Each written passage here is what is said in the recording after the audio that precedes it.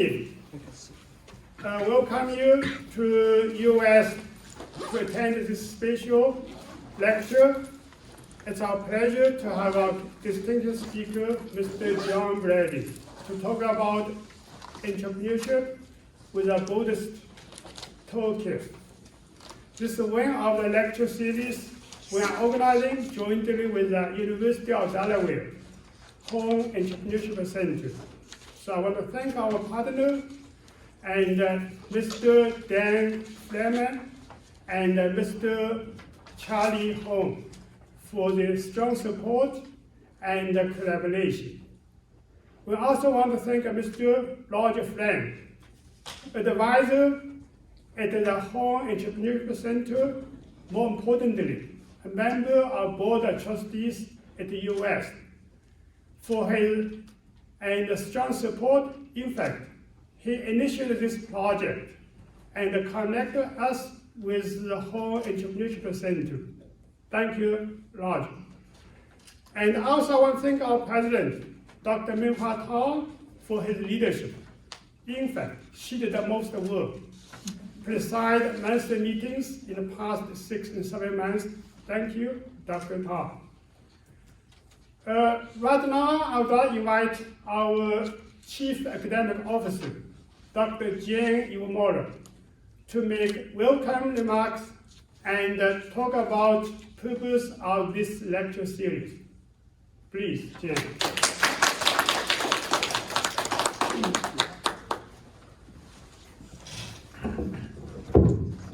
Good evening, everyone. Welcome to Living Life with Purpose, a series of talks which explores the intersection or crossroads between or where entrepreneurship meets Buddhism and Buddhism meets entrepreneurship. When we built, Dr. Chen had talked about that there had been a conversation started between University of the West and University of Delaware, specifically Horn Entrepreneurship. And this set of questions, we were very thankful for Roger Frank for getting us all together and starting the conversation between Horn Entrepreneurship and us.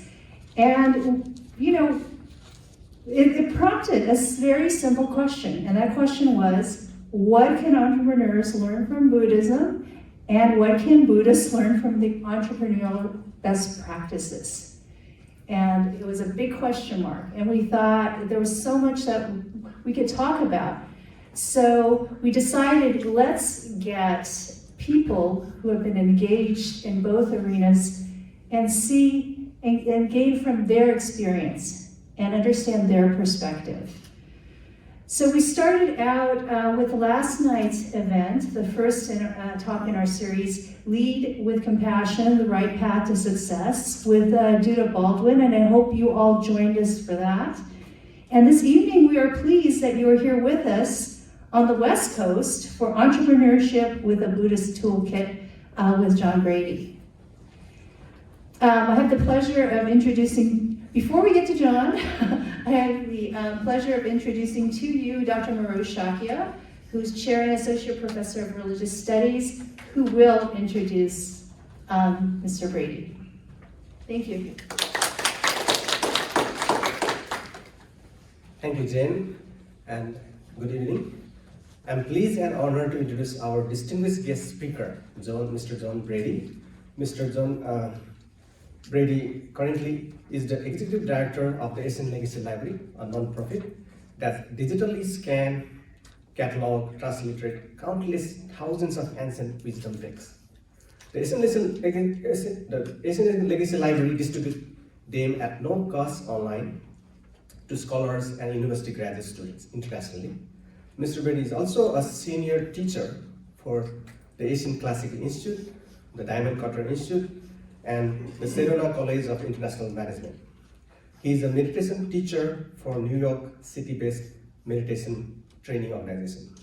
And he has studied and practiced traditionally Japanese Zen Buddhism for decades and completed the rigorous 36-course Buddhist study program, which ended in 2010. He also completed a 3-year, 3-month, 3 days silent meditation retreat Additionally, he has studied and trained in the Hatha Yoga tradition. Mr. Brady was an executive director for the Linian Pernod Corporation for 1983 to 2001. The company was the fifth largest direct mail order catalog in the US throughout the 1980s and 1990s. He headed a business-to-business division serving clients such as Estee Lauder Cosmetics, American Express credit card service, Victoria's Secret, Anheuser-Busch, Kraft Foods, and other Fortune 500 companies. The topic of today's lecture is Living Life with Purpose, Entrepreneurship with a Buddhist Toolkit. Without further ado, please join me in welcoming Mr. John Brady.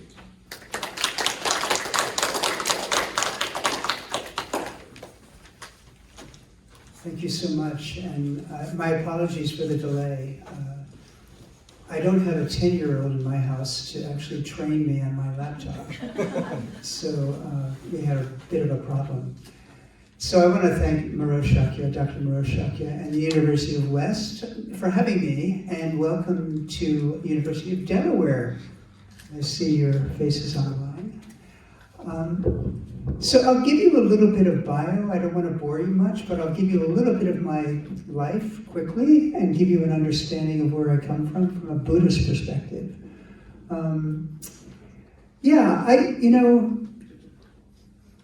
I have a script, and I don't like scripts because I'm very much of a spontaneous person in general. But I'll stick to the script for now. And I thought it would be fun to share with you a few surprises that we have today for you.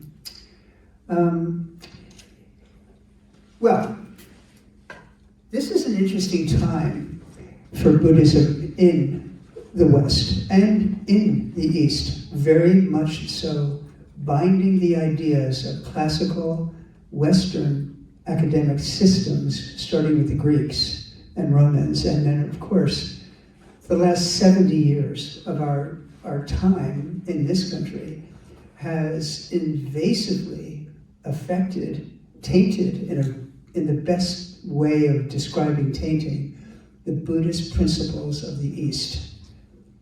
Maybe just in the nick of time, it arrived here. I remember when I was 18 years old, the arrival of Zen Buddhism in America. I was just beginning a university, and someone gave me a book and said, read this immediately. And it was called The 3 Pillars of Zen. And in that 18-and-a-half-year-old mind, I found a solution that possibly could get me out of suffering. And it had a complete and beautiful understanding of a practical starting point as a beginner meditation practitioner. So I want to pay homage to some of the people that brought me on the path. The first person here is Philip Kapleau. He was considered the first American Roshi. He studied in Japan for 16 years and came back to the US. And Xerox Corporation founder sponsored this gentleman to open up a center in Rochester, New York, which I happen to be living 38 kilometers away. And after reading the book, of course, no internet then, it was very BC, I immediately drove to the center, and during the ride, 3 of my tires blew out. So obstacles when you're looking for Dharma do appear and try to prevent you from reaching where you would like to reach. Needless to say, 3 months later, I joined a 4-day silent retreat and met this great man who put me on a path of meditation. So this was the beginning at the age of around 18 and a half. And I had just lost my dad. So I was in a position emotionally where I think I was looking for answers.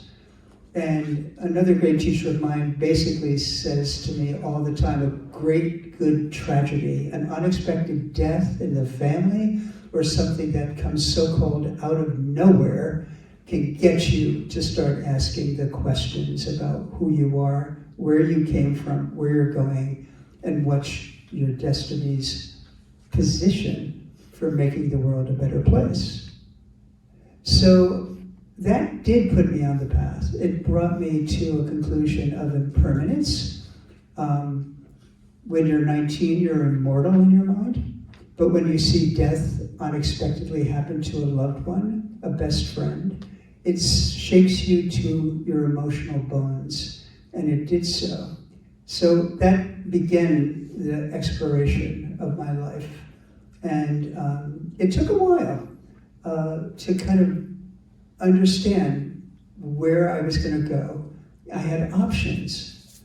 And as you know, we live in a country that gives us tremendous options. At the age of 18, the world is in front of you, and the options can be amazing. In my position, I was given a scholarship to an art school. My father originally wanted me to take over his business with my brother, which I hated even the thought of doing. So I took the option and went to art school. And in that period, I met another Japanese character, to say the least, but a very authentic, unbroken lineage holder of the Rinzai tradition, which, as many of you may know, it started in 940 to 970 AD during the Tang Dynasty in mainland China. And Rinzai Zen is considered a cornerstone for the Japanese system of Buddhism for specific meditation techniques. And this man gave me so much possibility of my own evolution as a practitioner of Buddhism. He taught me great meditation, tough love meditation. I was in New York City, and I had just finished my schooling. I was a starving artist, and I got tired of eating these Greek restaurants that give you $1.99 meals in 1977. I was tired of it. I wanted to start making money, as some of you probably do as well. And I was driving a taxi to support my starving artist life on the weekends in New York City, New York. And it gave me enough money to pay my rent. It gave me enough money to kind of buy art materials. I had an $84 a month walk-up, what they call a bathroom in the kitchen flat. And I lived that lifestyle for about 5.5 years. And then I thought, I better take a job. And I took a job at a very interesting chain of stores. I think they still exist, called Lord and Taylor. They are now, I don't know where they are, but they were very substantially successful in my day. And they asked if I did an interview, and they said, we need Christmas help. You're on the floor on the gift section of the 9th floor of the store. You will be trained in 2 days, and then you go to work, and we'll call you in whenever we want. Welcome to the world, and welcome to reality of how to make money in New York City. So essentially, that led to an interesting path. I was invited by the senior director who I worked for to do a 2-year teacher training and management training and buying training with Lord & Taylor's executive program. That was amazing. Low pay, long hours, grueling weekends. I stuck it out. I learned both sides of floor management, and then also in the buying section, which was more appealing to me. But in the systems of chains like Lord & Taylor and Macy's and Saks Fifth Avenue, you are assigned an outpost. And the outpost that they wanted to send me was to Dallas, Texas. I said, no, I'm not going to Dallas, Texas. Nothing against Dallas, Texas, or Texas, but it just wasn't on my radar. New York at that moment was the center of my world, and it was the art capital of the world, possibly, maybe still is, so I didn't want to leave that city. I went looking for a new job. But it didn't really happen the way I thought. I didn't go looking through the New York Times or hired what they call a headhunter in those days to find a new job. I essentially had an interview with the manager of my floor at Lord & Taylor with her best friend, who had just opened up a chain of stores in New York City that were making 100% cotton men's and women's shirts. This was an interesting time. Women were entering the workplace. Women were finishing up their graduate degrees in universities all over the country. They had, for the first time in that generation, disposable income. So what happened? There was a whole economy, massive launch of women's accessories, jewelry, and clothing. And if you were going to join a corporation in 1978, 1980, you were wearing man-tailored women's shirts to work. And we were making thousands of those and selling them. So I ran a chain of stores in New York for 5 years, and I asked the owner to give me 7% of the business because I was making so much money for them. I figured, it's time. You should give me something. They didn't know that I was being headhunted by another direct professional headhunting agency. And when she said no, I was interviewed by the Lillian Vernon Corporation, which was the 5th largest catalog in America. You didn't have internet. You had mail order. And mail order was in its perfect kind of apex. It was just going to its highest point. Now, mail order was an expensive ordeal. If the postal charges stayed low, you would make money. We would mail 18 million catalogs out a year, a month, every 60 days, 18 million catalogs. I was taken on as the executive director for business to business. Our company could make anything. Our company could make anything. So I decided that we could generate a new division to make custom products for companies like Estee Lauder, Revlon, American Express, Kraft Foods. What do they want? Well, they want a woman Mother's Day promotion on their cosmetic counter at Saks Fifth Avenue.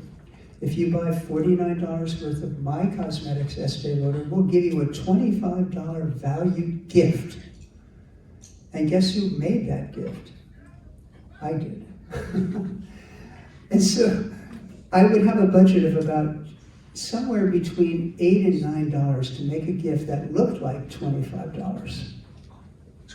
But the beauty of that process was they didn't take 10,000 units, they took 285,000 units on a good Mother's Day promotion.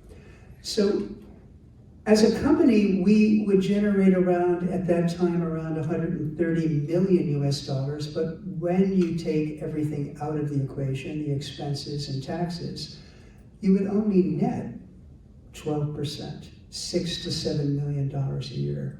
But my side of the business would be $9 million, and I would net $2.6 million a year.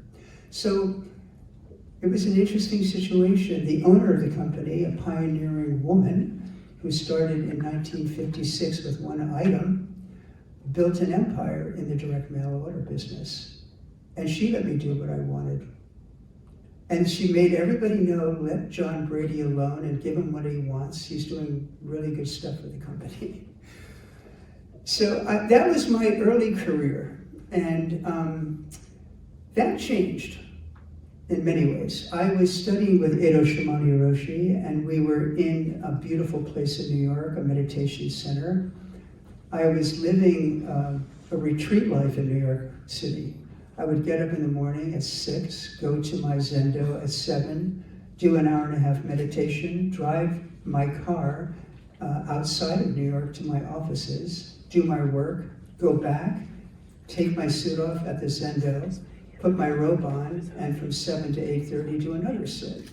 And then that was my life for many years. We developed a beautiful community.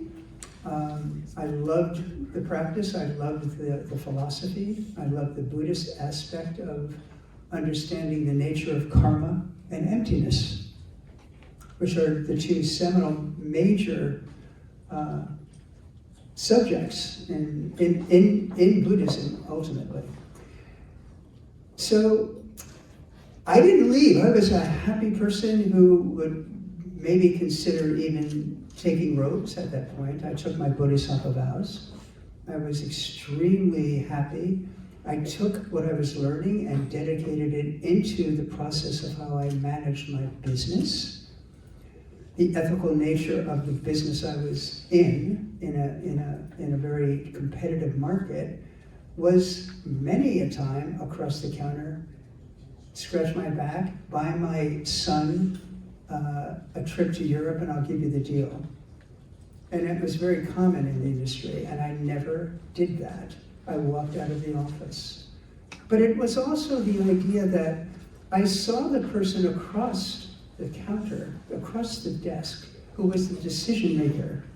I saw them as somebody that I knew was the number one object to make happy in his job. So I would spend $10,000 on a prototype and a concept of an idea for their division to keep the loyalty of their customer as a gift. And when I did that, and I made them the center of everything that mattered in his division,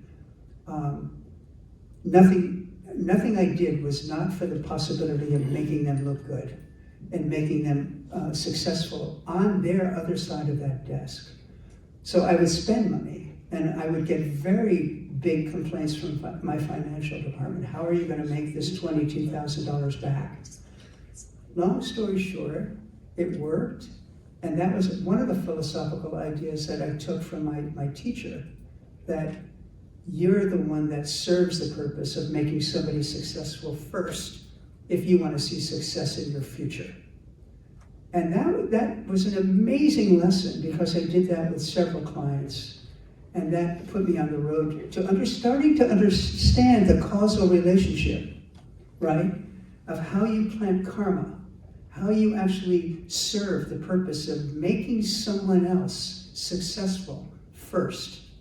Not me, them. Putting them there and making them getting the advanced promotion and maybe a raise, because whatever I delivered for them, it succeeded, kept the loyal customer coming back, and hence you have a beautiful relationship with karma.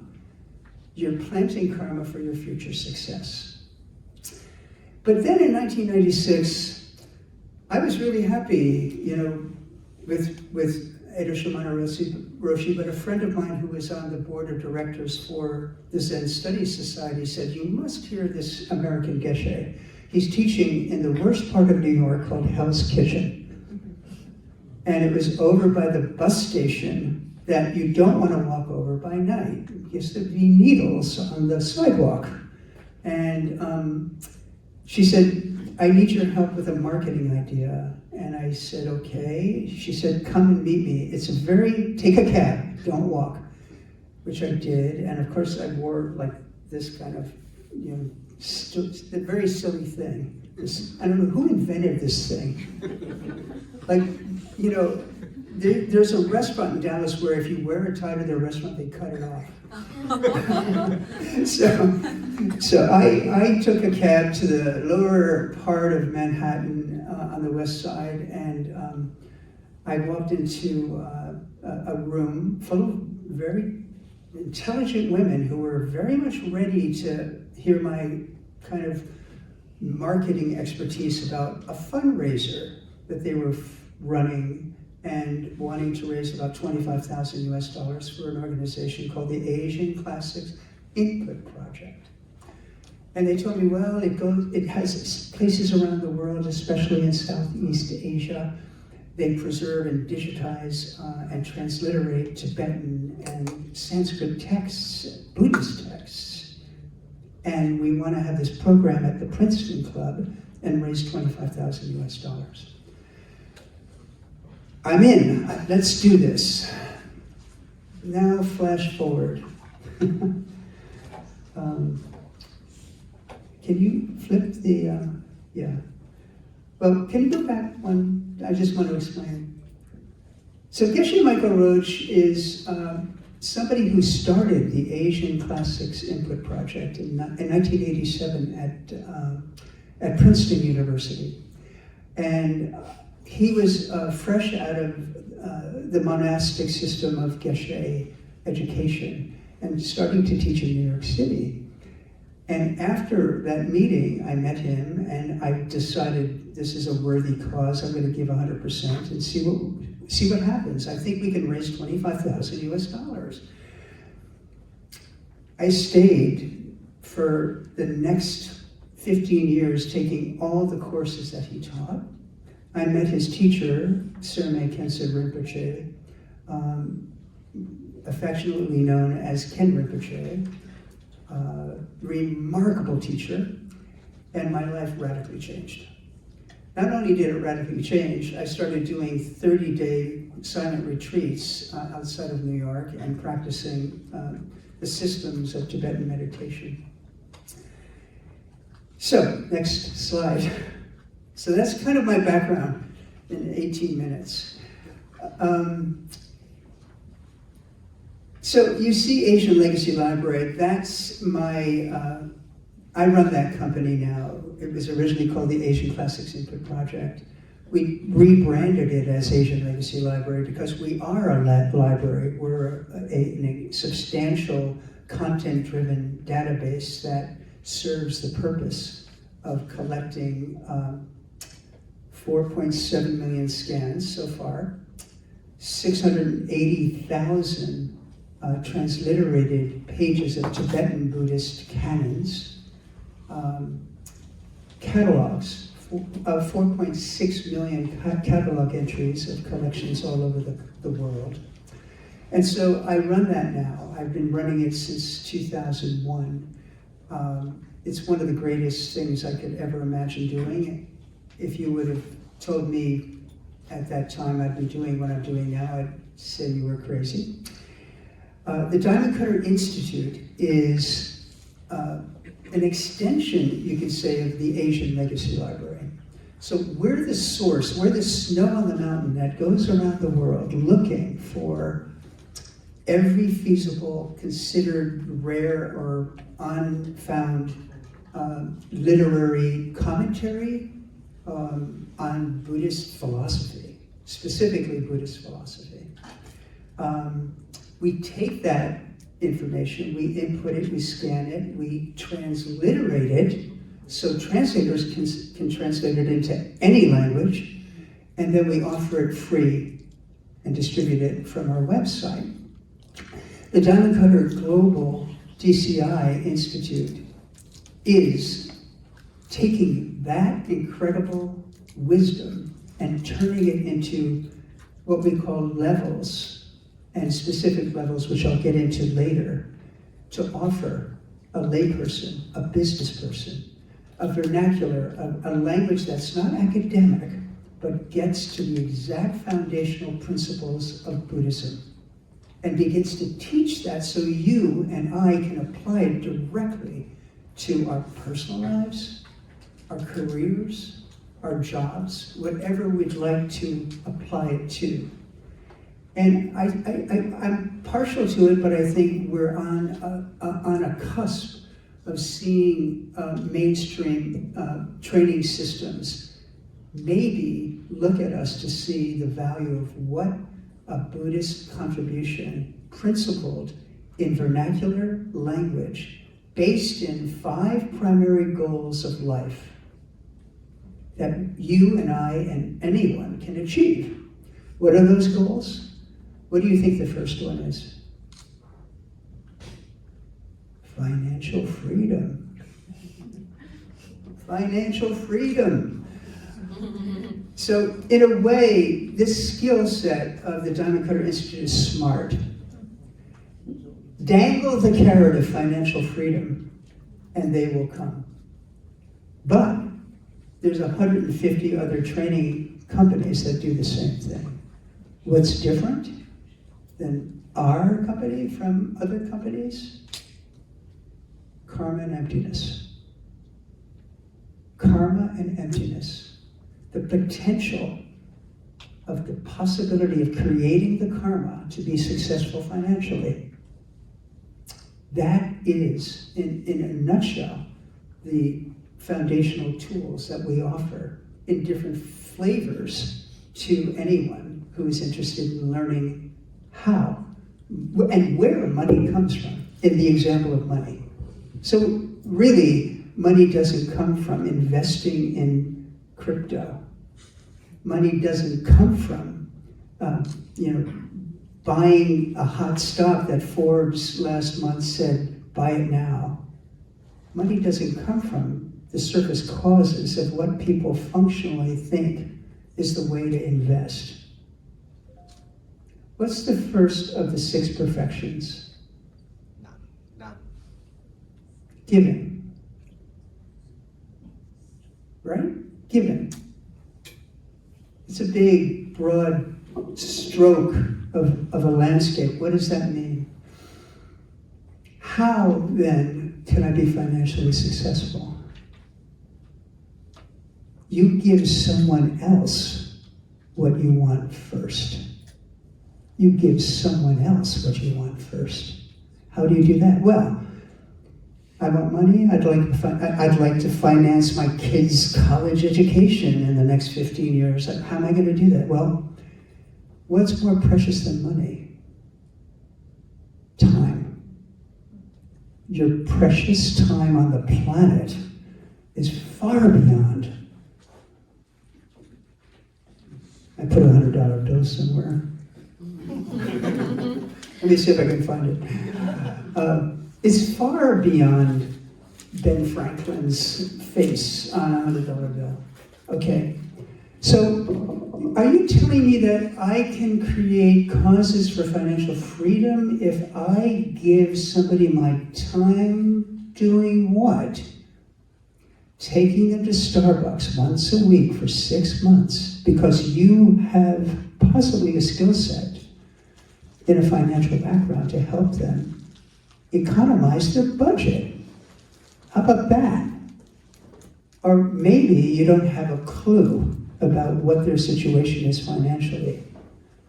But the intention, which is what? It's one of the 8 spokes, correct? Pure intention. It's one of the 8 spokes of the wheel of Buddhism, right? Pure intention. How about if you just go and just listen to their situation 100% without our modern ADD upsetment? Oh, yeah, I'm so sorry that you're in debt. What happened? Just a minute. Welcome to our time. The art of listening is over. We don't listen anymore. And it's a lost, tragic situation, okay? When's the last time you had a beautiful conversation with somebody without picking up your phone? Come on. Raise your hand if that's happened. You remember. Okay, good. 2 out of 29 people can do that. 2, right? I'm with you. I take this to bed because my overseas people may ding me and I may need to answer them because they're always in a hurry to get answers. So, you see, if we want financial freedom and we have not a clue even on how to help somebody get it, if you know somebody who is in some kind of financial situation that needs someone to process with what's going on in their financial life, you take them to Starbucks or somewhere that's quiet or has at least a good soundtrack where you can sit and process with them, listen to them. And when somebody hears and sees you 100% there, what happens? The human intelligence is so beautiful. They know they've got your mind and your heart willing to listen to their situation. That's a powerful gift. And you know what happens when I do that sometimes? They figure out an answer for themselves because they're processing it with you. And that is an amazing, beautiful karmic seed you plant, because if you do that on a regular basis with one person for 6 or 7 months, once a week, get to know them. And then you will probably have answers for them as well. But guess what? That's not enough. There is an aspect of thinking, and this is a very much of a DCI principle, that there has to be one more step in this process. So we know what we want. We want financial assistance. Number 2, we help somebody get what they want first. Number 3, we just do it. We take them to Starbucks, buy them I don't know, what are you drinking these days? A flat white. Buy them a flat white and a croissant. And then, number 4, most important, you go home, you sit in a comfortable chair, you feel good about the good thing you did for 7 to 10 minutes on your couch, reviewing, I really felt the pressure he's under or she's under with financial stress. And just this hour I spent with them and knowing their situation, I think I could have contributed for lessening that stress just for that hour. And that's a really nice seed I planted. That will fertilize the karma that you created with this beautiful individual that you gave an hour of your precious time with. And then, what does that do? What does that do? It makes the seed result faster. It makes the karma come, not in the next lifetime, not when you're 78 like me, 76, I should, not when you're, doing this kind of time gap of karma, which is true, there is a time gap. You're fertilizing it by rejoicing in the good deed you did to help somebody else first. And that is seemingly easy, but it's not. Intellectually, we understand it. So here's another way to do what we consider a lesser way, but more functional, quicker way to make money. Or gain financial freedom. And I have to bring somebody up. So who would like $100?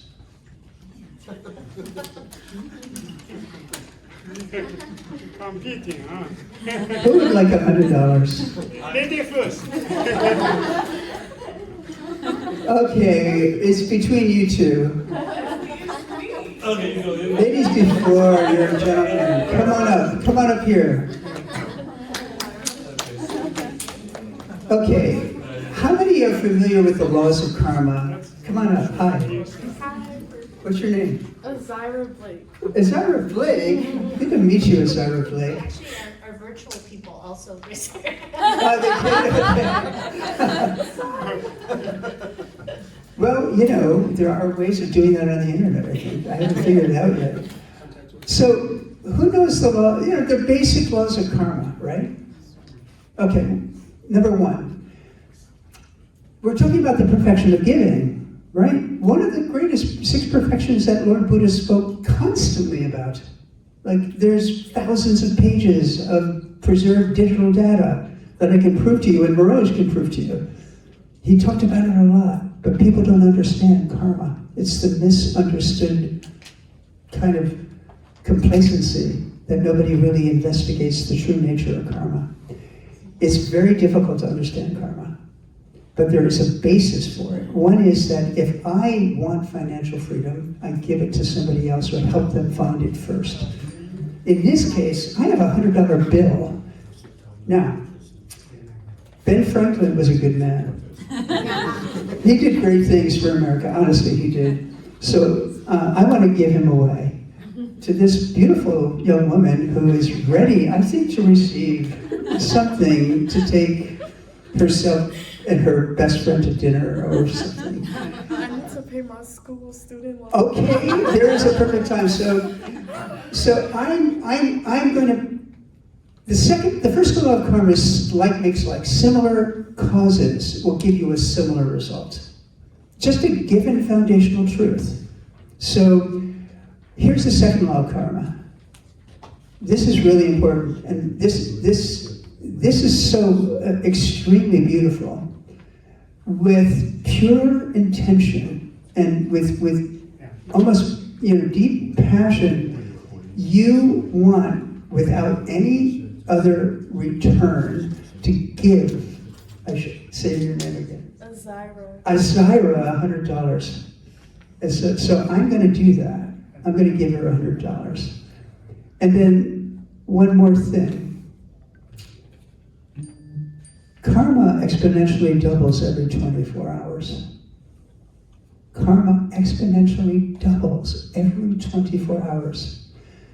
So how I give this money to this Ashara, Osiris. I spell it out for me. Azirah. Oh, Azira. Azira. Oh my God, that's gorgeous. Thank you.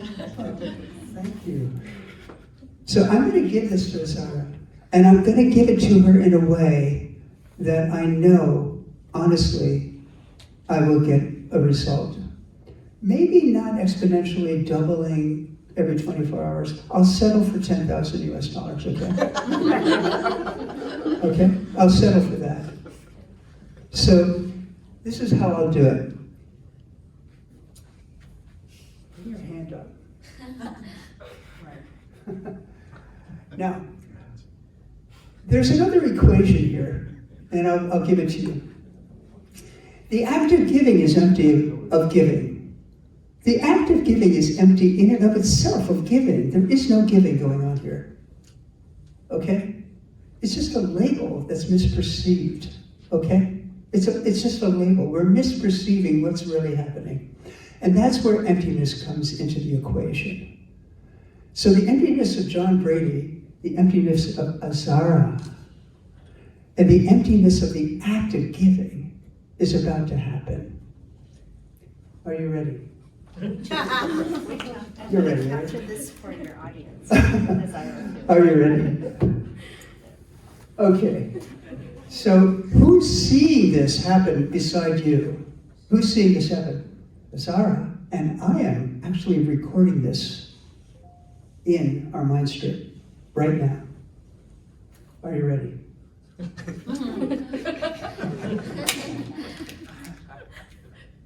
Congratulations, you got $100. So, you saw it, I saw it. I just planted a seed, a karmic seed. I imprinted it into the mind, into the heart. And I'm going to go home at the Marriott Fairmont, and I'm going to sit and have some tea, and I'm going to remember this moment, saying, we had a good time up here. And I'm going to contribute 0.0001% of her student loans.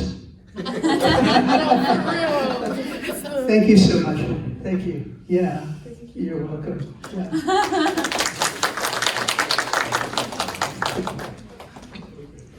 And you can believe it. You cannot. You should be asking, like, I don't know, debate. Like, come on. Are you kidding me?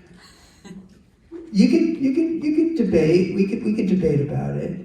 But the foundational practice that we just did is how money for you is created.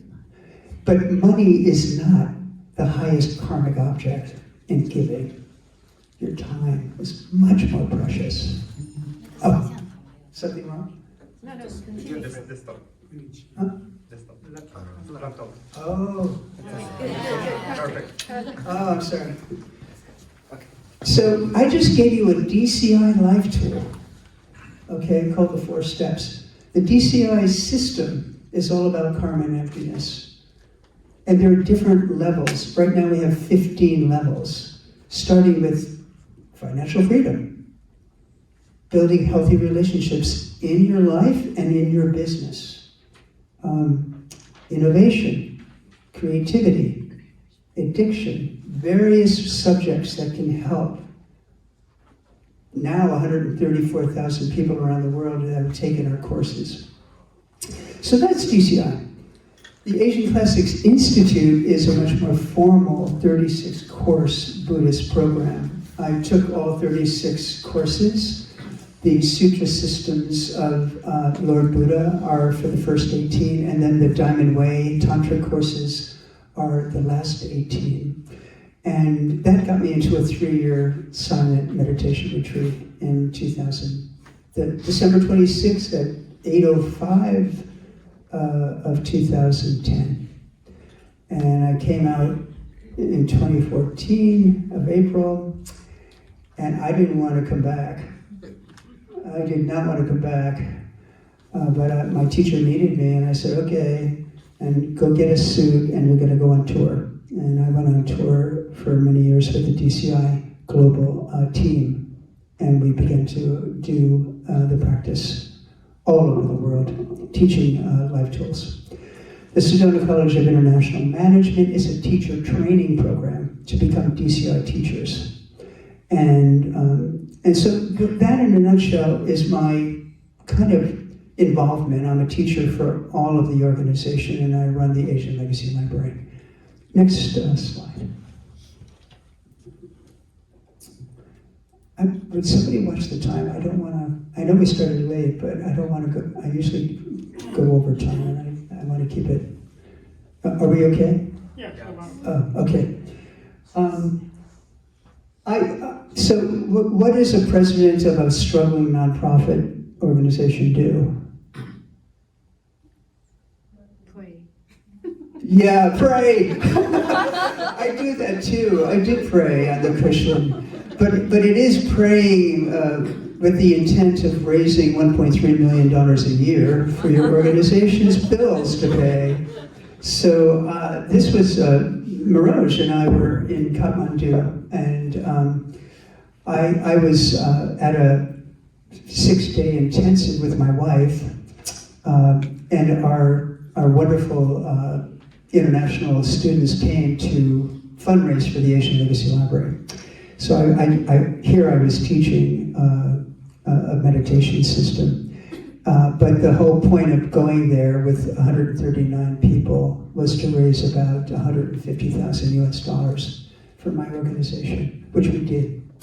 And we did a beautiful event in Kathmandu, and then we visited the Nagarjuna Institute of Buddhist Studies with Miroj and his amazing brother and his family. And our visitors just couldn't get over the project, and they supported us because of the visitation. And so that's kind of what I do around the world, because that's what presidents do, right? They have to, 60% of my time is to make sure everybody's paid. And I have 84 people around the world that get a paycheck every month. So next slide. So I threw my speech out, you see, 12 pages.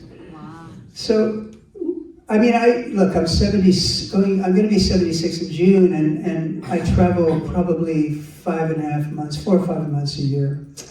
And I started doing yoga when I was in my 40s, and I never stopped. And so it keeps me healthy. Wow. It keeps me vibrant. It keeps me sane. But it also keeps a balance, because I'm a meditation practitioner and I study a lot. And the combination of, Tai Chi is equivalent. Qigong is equivalent. It's an esoteric outer method. And what I'm saying is that it contributes to your meditation practice. And it certainly does for me. So I take a yoga mat wherever I go. I have mine. I'm going to go to the pool tomorrow morning and do my practice. But I take it on the plane, and when we have a 5-hour layover, I go to the bathroom, change, and go to the gate and do my practice so I don't have so much jet lag. So it is a practice that just keeps me healthy and sustains the workload that I have with these organizations. So let's slide up here. I also teach. When people say yoga is too hard, it's like, oh, it's not hard. We can't do it. So I don't teach as much anymore. So that's my logo. Next slide. That's our website. It's a beautiful website. We reinvented ourselves 4 or 5 years ago, and please visit it. It's asianlegacylibrary.org. Next slide. Okay, now we're getting to what I do. This is a text that we found in Mongolia, and Mongolia had a tremendous reach of Buddhism throughout their country, Outer Mongolia, Inner Mongolia, and they really wrote extraordinary scholarship. But the other thing that they absorbed because of the Silk Road are the great Sanskrit and Tibetan scholars who wrote commentaries on Lord Buddha. And so this is a project that we have at the National Library in Ulaanbaatar. And you can see this text has been worn. It's around 680 AD. It's a commentary. Oh, Yeah. better? Okay. So it's a commentary, and there are about 8 million pages in that collection. Next slide. So we have 7 centers around the world.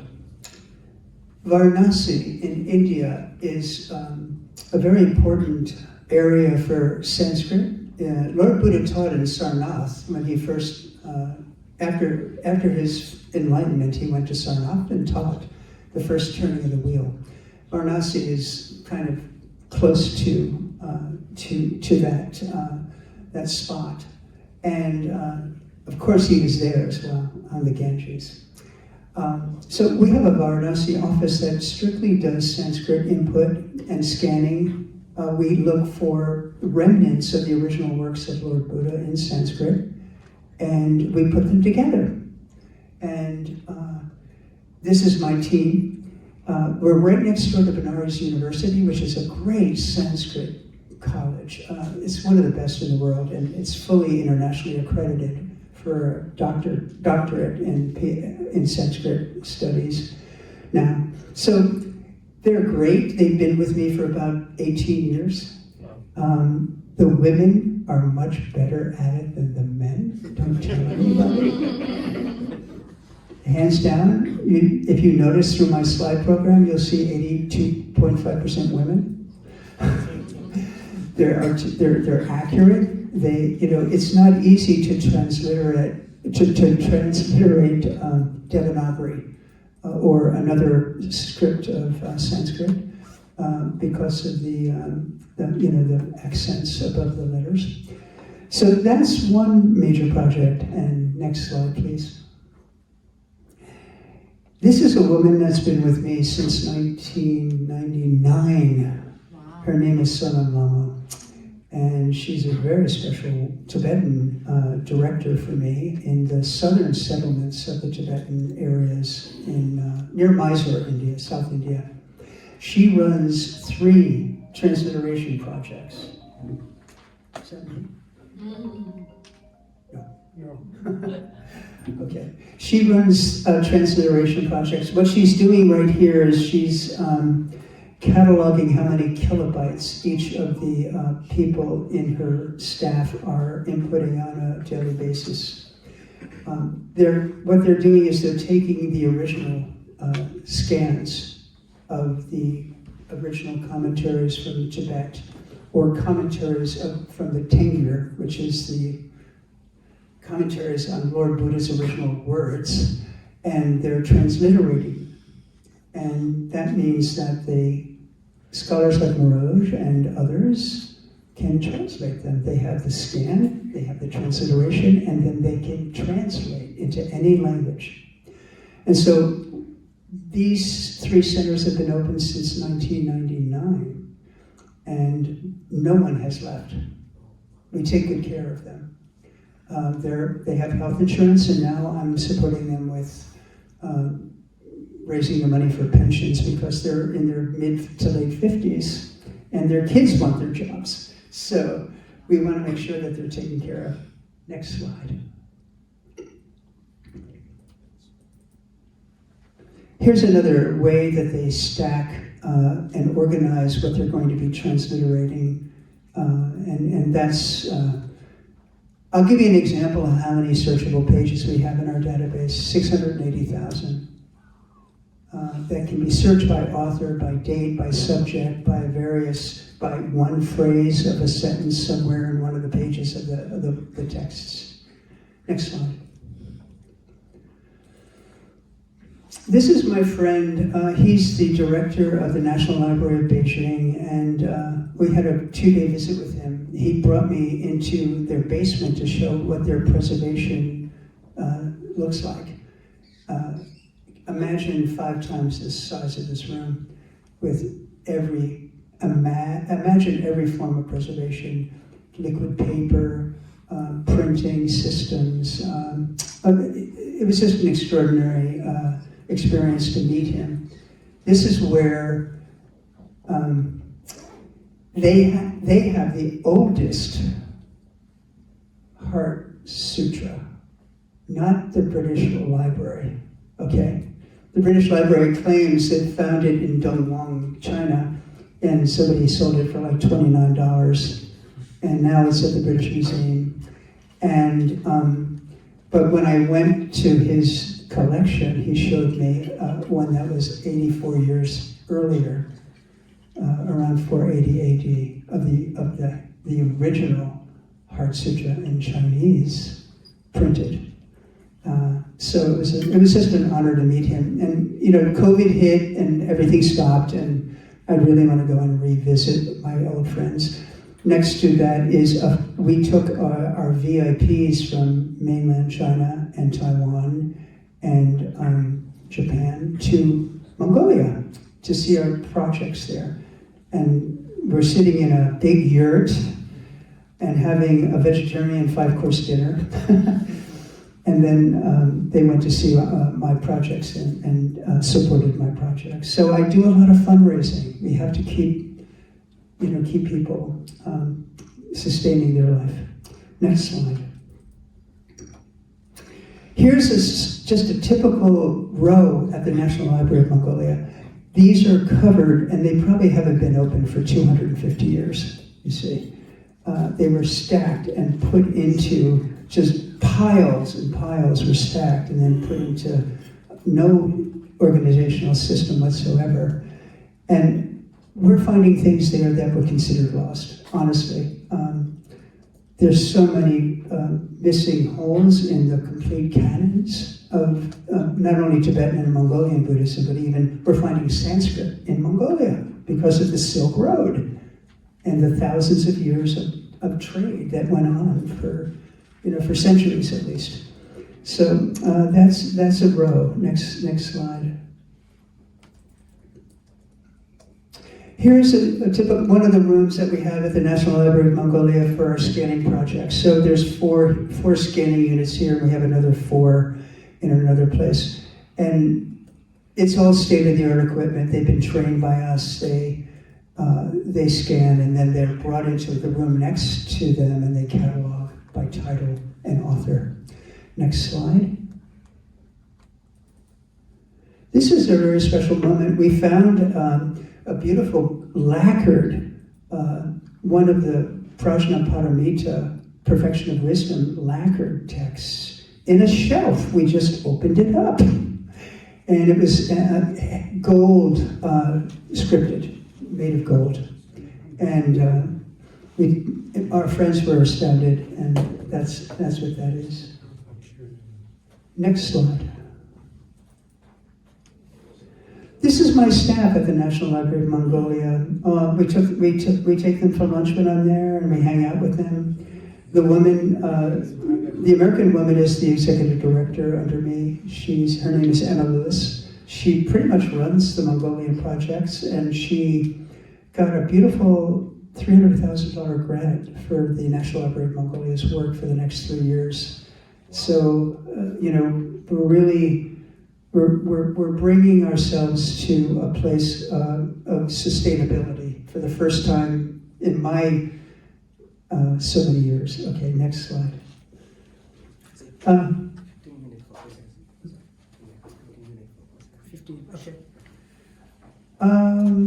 Okay. This is another collection at the Ganden Monastery in Ulaanbaatar, Mongolia. Next slide.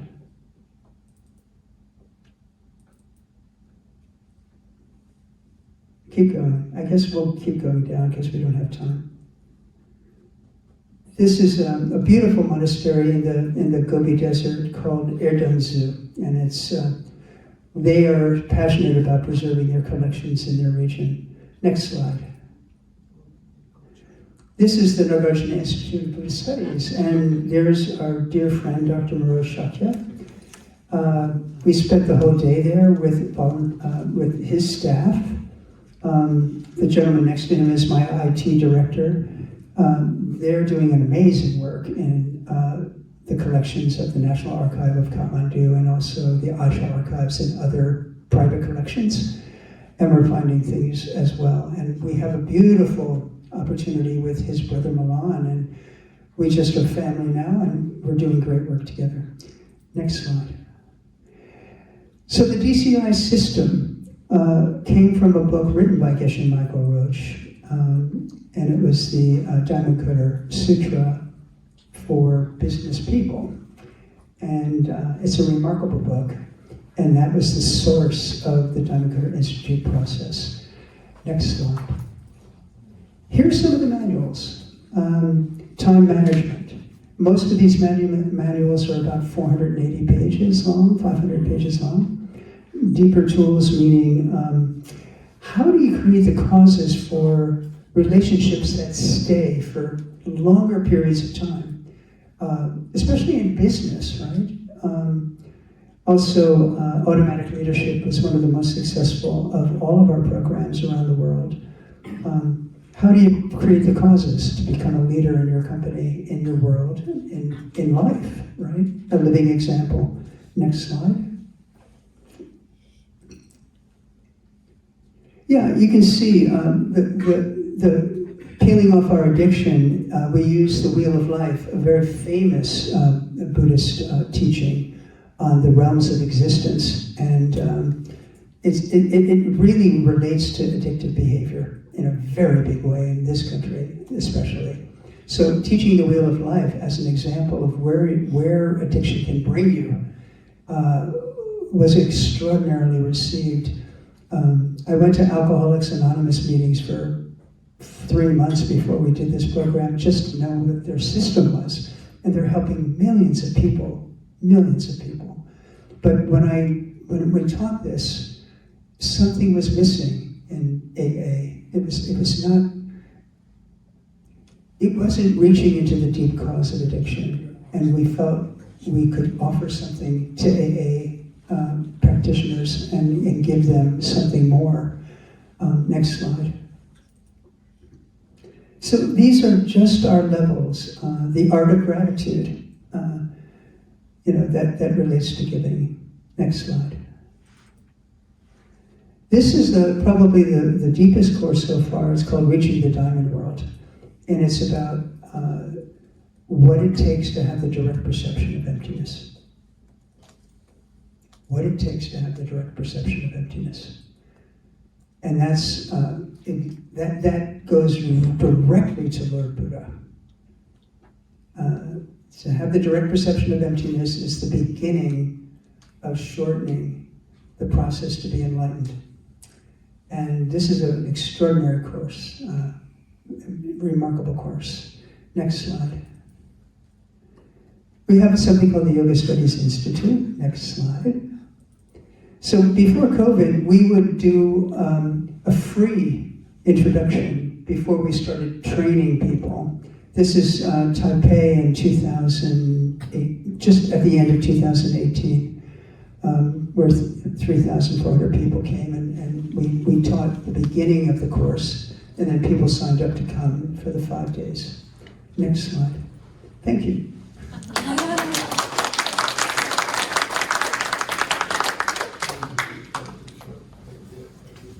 Are there questions? Yes, sir. I have a question. How do you deal with the photos or the data? The what? For instance, data. You say that you have thousands of photos or scanned images. Oh, yeah. Oh, so there's several ways of doing it, and we have cloud storage with 2 or 3 companies. That's not great because things happen in short periods of time in tech. So we're about to purchase a mega terabyte in-house server to have a backup. But right now, the organization that Asian Legacy Library is actually going to be creating an app as well for offline use for scholars.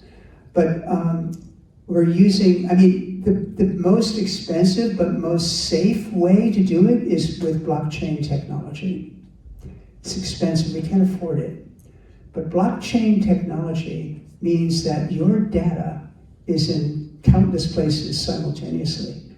And it would be very difficult not to find, for long periods of time, it would be safe. The old days, they used to have hard drives that went to 6 different locations around the world. And, now we're doing the iCloud thing, and it's all in the cloud. Yeah. I have another question. Yes, sir. You have that you have collected such a huge amount of data. Yeah. How do you catalog some of the data? Probably they are not relevant. Probably you want to store it for future use. Yeah. But when you deal with such a huge amount of data, you probably do not have enough manpower, or do not have enough time, or do not have enough sources for Right. money. Yeah. How do you allocate? How do you divide your labor? Or Yeah. So, yeah, I mean, what do I do with the data is another question. I've sold data once in my last 21 years, once. And it was only to support the library that it came out of. They had no fire extinguishers. I mean, it was one of these things where they needed $10,000 or $15,000 just to get them safe from, the librarian who smokes. And they had buckets of sand. And you have 47,000 volumes that are dry and parched. You could lose that collection. So I sold data once, and it was one of a kind. There were 4 in the world, and it was they had one of them, and they got 50% of every dollar. But the question is, I have 84 people. The catalog accumulation now is about 1.8 million titles. Not all of them are searchable, but they will be. So if you press on the title in the next 2 to 3 years, the actual manuscript will come up, and you'll have that access. Technology in the AI world right now is remarkably conducive, compatible with what we do, and we're being pushed in that direction. It's going to cost money, but it will work essentially to lessen the burden of manual drudgery, of inputting for 7 8 hours a day catalog titles. In our digital catalogs, we have 18 categories. How many pages are missing? What's the quality of the paper? What stamp did it come from? What woodblock card carving printery at what monastery, in what date did it come from? So you have this in-depth detail of where everything that we find comes from. And if there's 6 pages missing, if we have a duplicate, oh, those pages are here. Let's move them over here. So they have 2, you see. So it is painstakingly hard. And I don't know, if I could afford another 12 or 14 persons to do the work, especially in Mongolia, I would. We want to triple up our scanning operation because I'll be there for another 9 years. And, it's just luckily that we have an extraordinary 5,000 active donor base that takes a lot of wonderful work with them. I love working with them. And they're investors in my organization. And I want to get pensions for everybody who are turning 55 or more now in my organization. And after that's taken care of, we'll buy more digital technology to really make it go faster. But I think we're going to be okay. I do believe that the technology will be supplemental in helping people go accurately more productively faster. Yeah. Is there people asking online? Anybody online? No specific question. Yes. Yeah, I'll ask you a question if you don't mind. Let's go with Bill. Bill, go ahead. Okay? No, Bill, go ahead. Okay.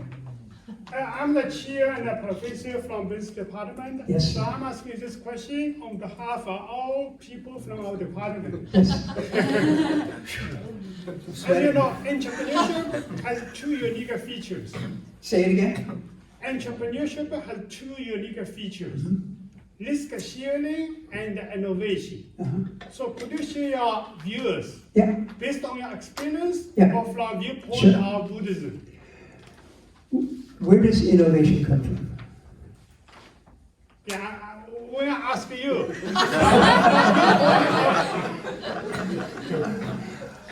Well, let's think about some of the primary innovators of our time. Okay, Steve Jobs comes to mind instantly, Did he reach into the future and conceptually come together with an idea that the technology was available to pull off? And I believe he did. I believe that certain individuals have the karma, the seeds, to see the future. To some degree, instinctually know something is up and I'm going to trust it and I'm going to go with it. And that's also a karma, to trust yourself with your innovative ideas. It's a seed that you planted. And there are people who have great ideas that never see the light of day. And then, there's a movie about somebody that they created the simultaneous windshield wiper, and then Ford stole it, and he sued them for $43 million and got something. But you see, it is about karma, but it's also about, if you know that emptiness is part of how things function in our world, right? Let me ask you a question. And this is, again, conceptually, not challenging, but I want to know. Do you think everything is coming at us, or do you think that we're creating every molecule and every vision of every form in the room? You should ask your students. Yeah, let me ask you. Is the world coming at you, or is the world being created by you? Both. That's not a bad answer. That's actually a school of Buddhism, both. There is a school of Buddhism, 50-50, honestly. South Tantrika. It's true. So you deserve to receive $100. Okay. Do I have 5 minutes? Okay. This is what I think innovation could help. This could help innovation. Oh. So be careful. I brought a special instrument. What is this? A pen. Big pen. Yeah, it's a pen, right? And it's a funny pen because it has 4 different inks choices. Yeah. But yeah, it's a pen, right? No problem. So, oh, here comes a puppy. He's running up through here. He's coming around. I show him the pen. Come here.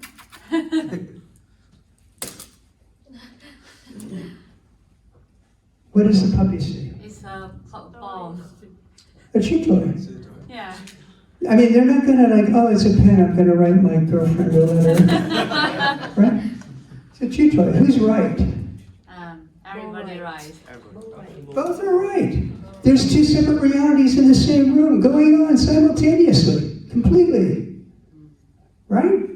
No problem. Right? Yeah, I think so. So, the puppy leaves without the pen. You and I go over to the other room. I leave this on the desk. Right? We're gone. What is it now?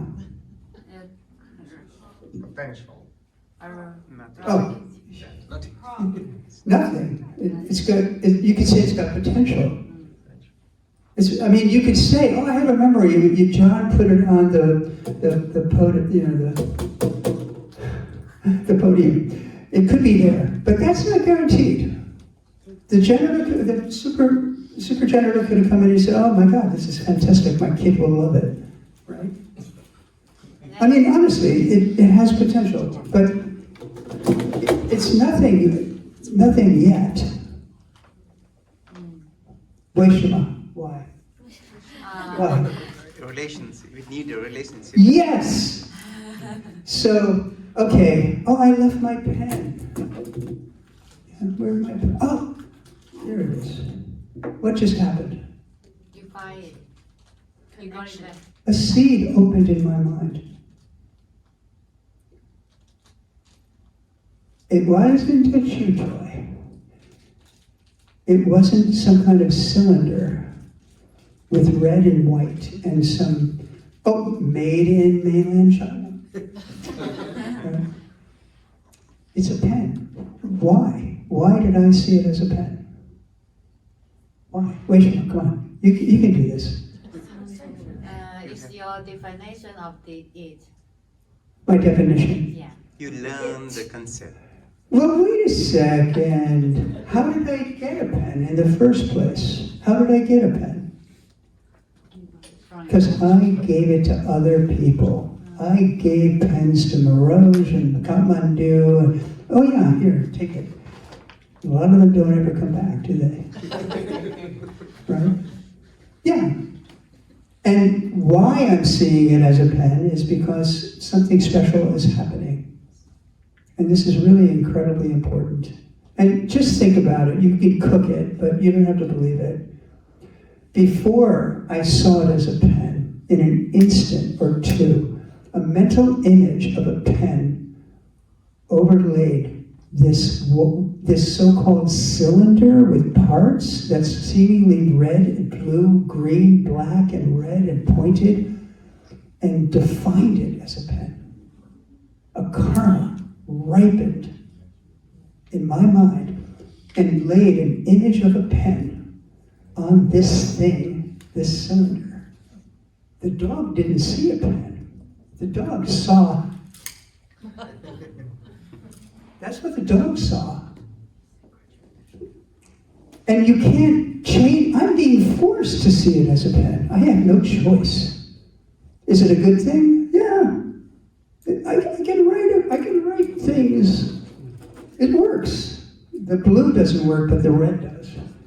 You see, so it's a nice seed. It's a nice karma. It's usable. I could use it as a tool to do things. I can't wish it to be something else. That's a big thing in America. Wish, wish, wish. Just imagine it in your mind and you'll get that new shiny bike in the store down the street. Come on. You have to plant pens like you have to plant partners, like you have to plant businesses that are successful. And that's what DCI is all about. Diamond Cutter Institute teaches this on deep levels. And it also is run by ethical systems. And that's innovation, you see. To teach the actual, real causes to create your future. Because I'm being forced to see it as a pen. Well, I want a Mont Blanc pen. What do I have to do, you see? This is like, you know, it functions. It's pretty funky. But in my future, I can plant a Mont Blanc pen. So yeah, it's a very interesting radical departure from where you think things truly come from. You think and I think, oh, I bought it at Walmart. It was in the sale rack and I had the money to buy it and it's made in China and no. Those are all just surface causes. You had the karma for the money. You had the karma to drive to Walmart. You had the karma to bump into this pen. You had the karma to buy it at 30% off. You had the karma to use it. You see, it's different. But we see this all the time. It is not coming this way. It's going out and defining a label that you own called penness. It has penness. So, you see, that's not normal in training people about how to create anything. Financial freedom, good health, healthy relationships, meditation, inner peace, Kung Fu Panda, right? Inner peace. And then, being a living example so you can extend yourself beyond the potential that you don't think you have right now and help others. Truly, that's the culmination. How far can I spread myself to serve the world in ways that matter? That matter. And that's crucially important in our time because it's pretty dark out there. In my karmic force to see the craziness of our time. So that's the pen story. Okay, so Jane will have a last question. I'm really struck by, I love the example, John. Thank you. I had a mini question and then a slightly bigger question. Okay. So I'll my try. mini question is, if we bring our karma to this pen, right? Yeah. How is that how is that different than wishing it were a pencil? So, Oh, I see. you talked about the wish and bringing the idea forth, right? Yeah, sure. So that's my one Okay. question. I'll give you my second one too really quickly. Yeah. So oftentimes when we think of entrepreneurs, Yes. especially as, common people who aren't in business, Sure. or even people in business, we think, the people who come to mind are, like you mentioned Steve Jobs, right? Yeah. Totally awful, not unethical, but they're known for having a managing style with their company that is very adversarial, very demeaning. Yeah, he thrived in to employees, chaos. Yeah. right? And some people think that, the way you build your business is you have to have that sharp vision in which nothing is compromised and you just have to make your employees do it. And I think that you probably, in your trainings too, have a different vision that's rooted. Thank you for that. Can I answer the last one first? Yeah. I mean, I'll try, but I do believe you're right on the money.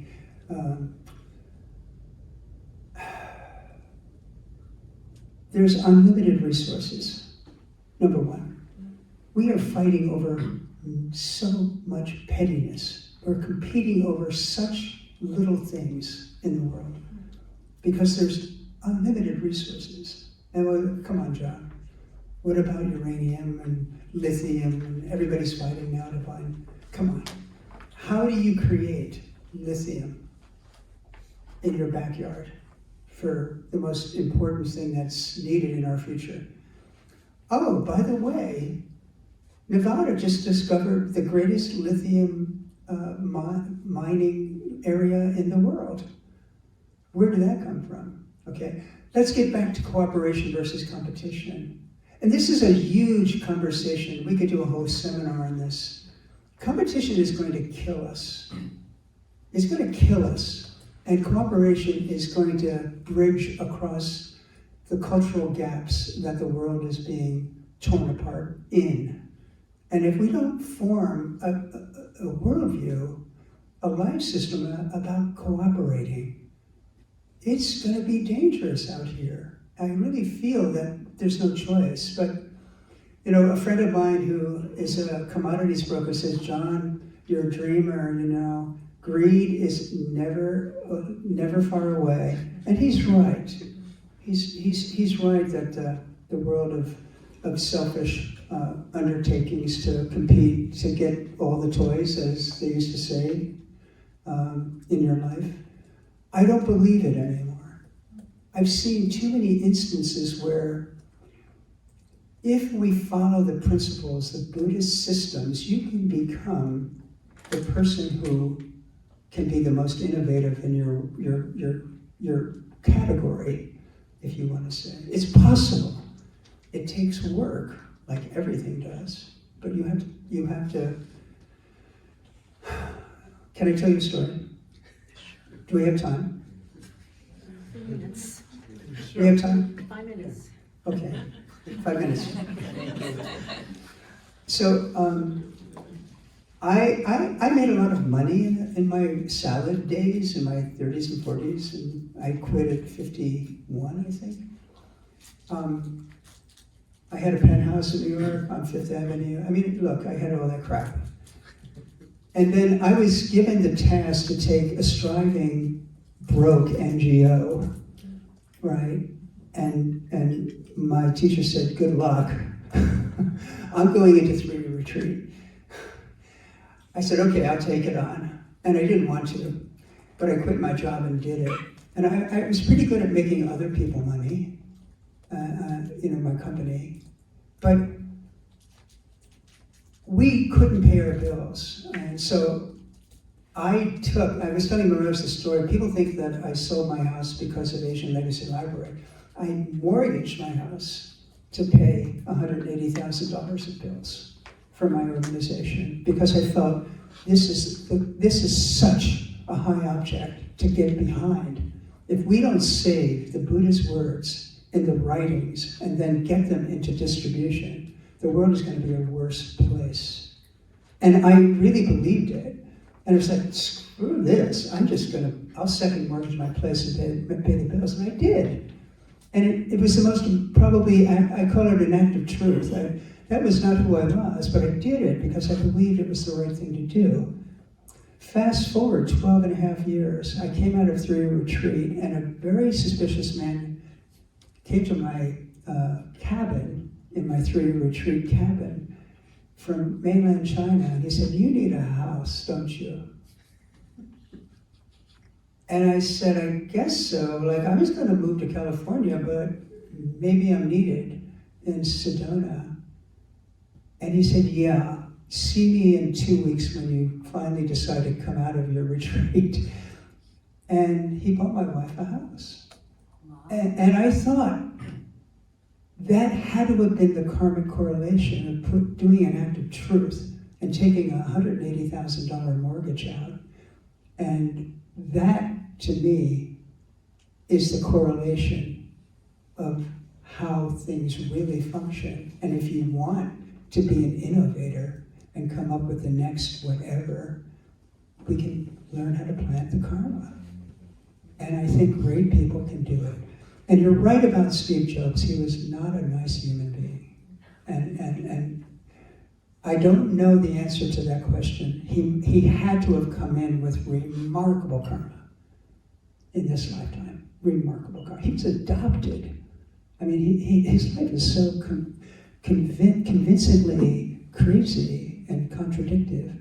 And he was, he reinvented the world, it seemed, to somewhat, amongst others, but I think some people think that they have to be sacrificing an ethical form of behavior to build something bigger than they are.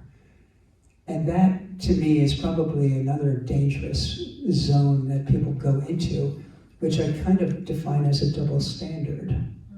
And we see it all over. everywhere. I see it even in my industry. But I believe that, I do believe that that has to be removed. I don't have that answer for you. I think because things in time, conventional time, extend for thousands of years, is there a causal relationship about his behaving the way he did with his staff and his employees, and somewhere in his future getting slammed karmically? I think there has to be, according to the rules and the nature of the difficult understanding of how karma works. It doesn't go away. It doesn't. But in this lifetime, he got away with it. So does other people that we know running for election. You see, it's interesting. It's interesting. Yeah. Okay, thank you so much.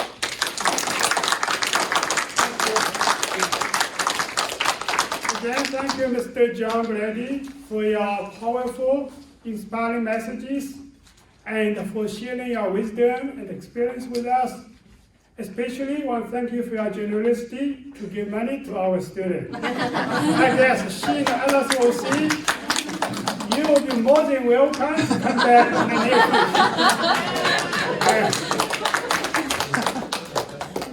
future. Before the end, I want to thank all you here and online for your participating in this special lecture. As mentioned in the beginning, we'll offer you a few more such lectures in the next semester. So you are very welcome to come back. Thank you. Have a good night.